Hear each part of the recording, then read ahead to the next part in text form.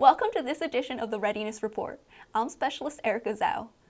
Coming up, the military history detachments learn new skills.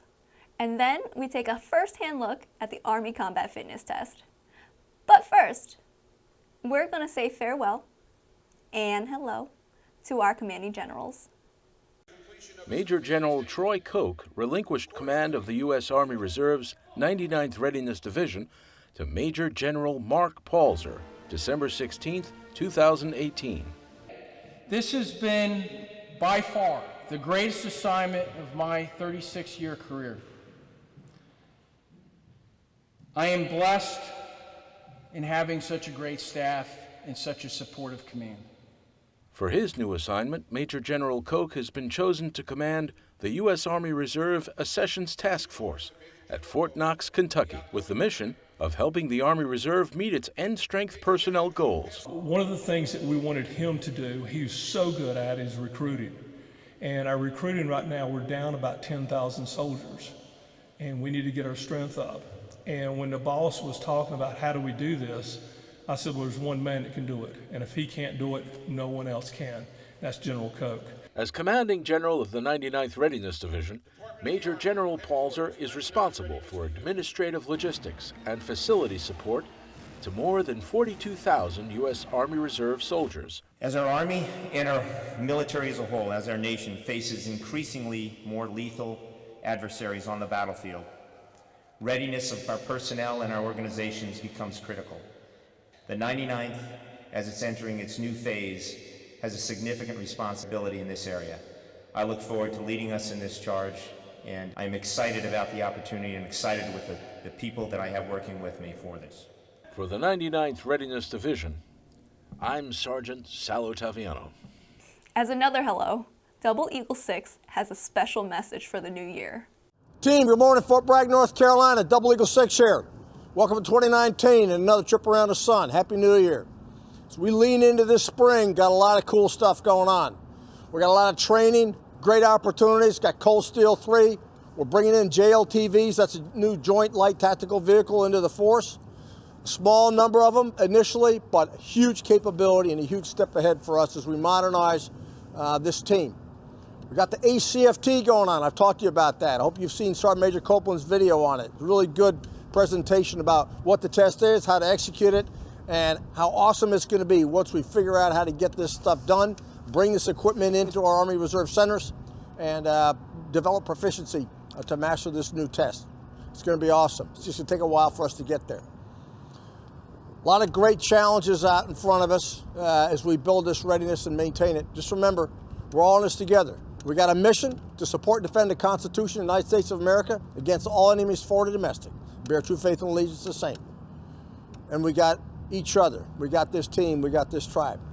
I expect you to continue to treat each other with a mutual sense of dignity and respect. And take care of your buddies. And understand that we model for the American people what right looks like. I want you also to be able to achieve balance in your life between your responsibilities to your civilian employers and also your responsibilities to your families.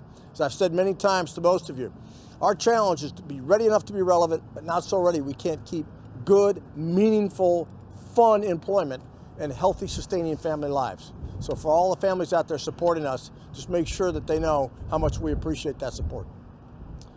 We're going to have an awesome time in the year ahead. We're on the road to awesome. We're going to keep pounding. I appreciate everything you're doing. I want you to stay steady in the saddle as we move into the future. Don't worry too much about exactly how things are going to shake out. We're going to be okay. This is an awesome team. We're on this road together, building the most capable, combat-ready, and lethal Federal Reserve Force in the history of the United States of America. And we're going to do it. Keep pounding. I'll see you soon.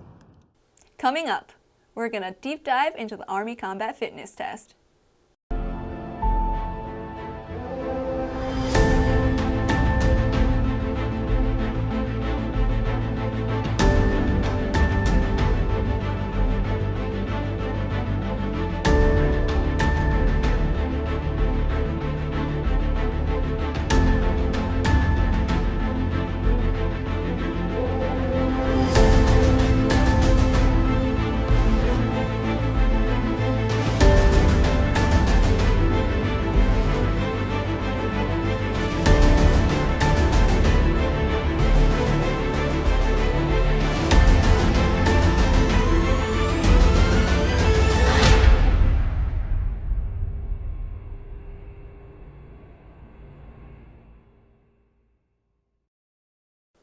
Beginning October 2020, all soldiers will be required to take the new gender age-neutral fitness test.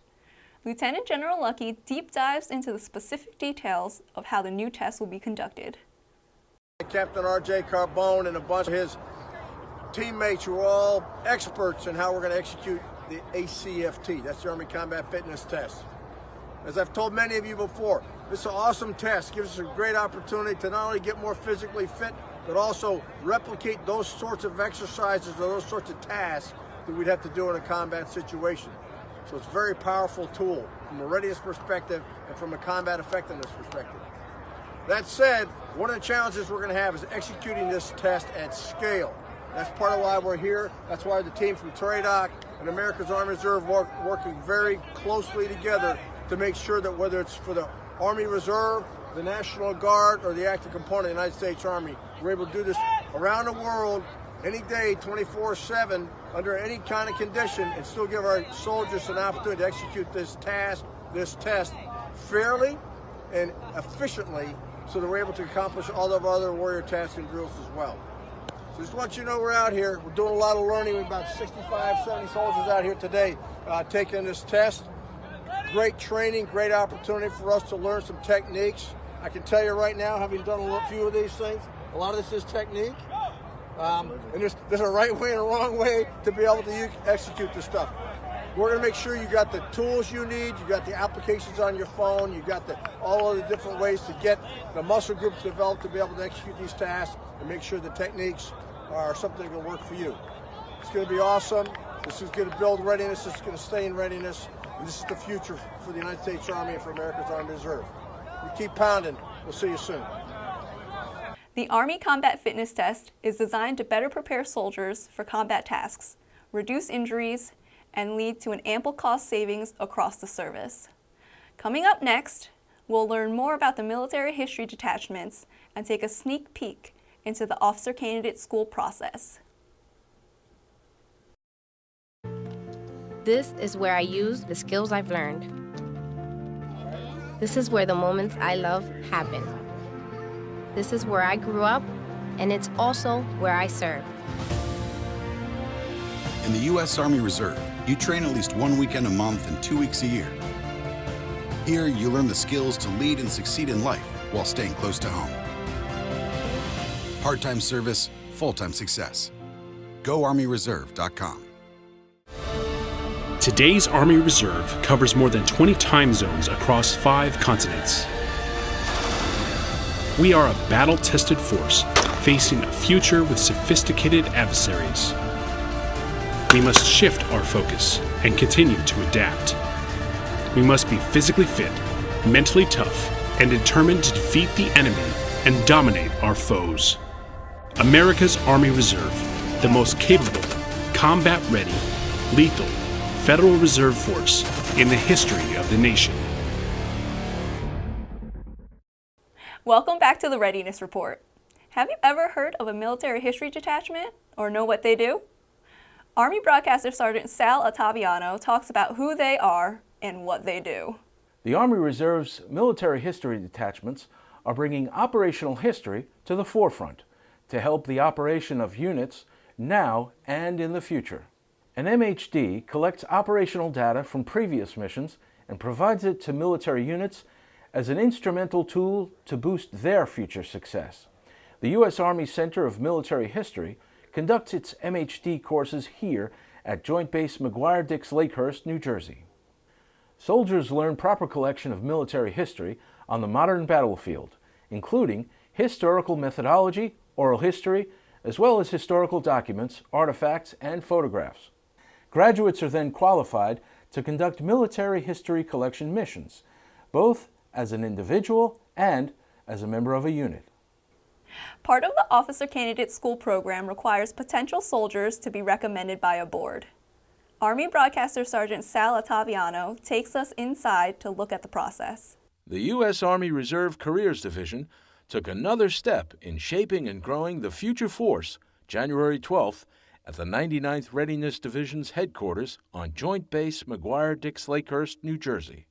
Today we're having an OCS structured interview panel, And it's for all soldiers that are qualified and interested in applying for OCS.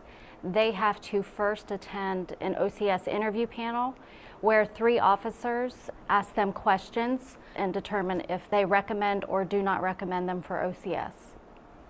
ARCD is helping develop future leaders with talent and initiative, which is a critical requirement for the success of America's Army Reserve. I've been an enlisted soldier for 10 years now, and I've really enjoyed it. I've enjoyed being an NCO. I've enjoyed working with the soldiers one-on-one. But now I'm ready to take some of my civilian experiences and some of that business experience and transfer it into an officer role. I heard about becoming an officer when I actually wanted to join the military, and because I was pursuing a degree, that option was put on the table that would be something I would be able to get into because of the degree that I have. There's nothing better than helping a soldier accomplish their goals and their dreams. And that will be all for this edition of the Readiness Report. For these stories and more, check out our Divids page at www.dividshub.net/unit/99RD. For the 99th Readiness Division, I'm Specialist Erica Zhou.